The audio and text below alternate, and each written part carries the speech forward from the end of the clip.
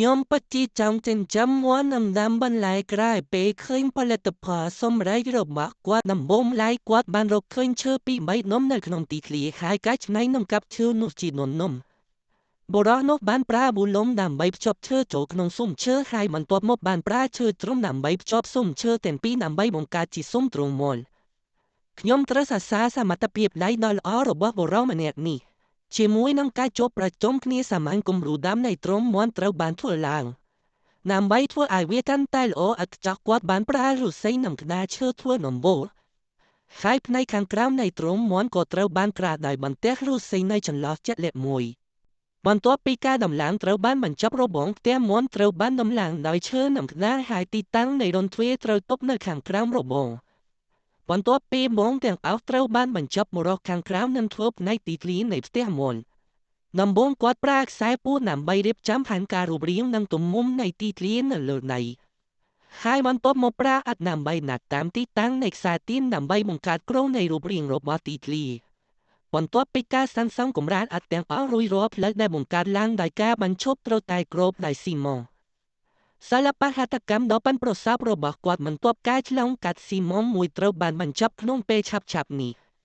គ្រោងទូទៅនៃយ៉ាតត្រូវបានបង្កើតឡើងរួចហើយគាត់បានប្រើប៉ែដើម្បីជីករនតើនៅច្រកចូលដើម្បីបង្កើតជាកន្លែងលេចនៅច្រកចូលហើយដាក់ឥដ្ឋនៅគែមរនតើដើម្បីធ្វើរចនាសម្ព័ន្ធស៊ុមដែលមានទទឹងដូចគ្នាទៅនឹងច្រកចូល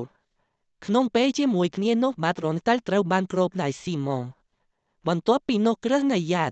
ត្រូវបានបង្កើតឡើងឥឡូវនេះទ្រុងមាន់អាចដាក់នៅចំកណ្ដាលផ្លូវកាត់ដើម្បីធ្វើឲ្យទ្រុងមាន់កាន់តែមានផាសុកភាពស្រទាប់ក្រឡាក្បួនក៏ត្រូវការជាចាំបាច់នៅលើកម្ពស់ដែលមិនត្រឹមតែអាចកាប់ពីខ្យល់និងភ្លៀងប៉ុណ្ណោះទេ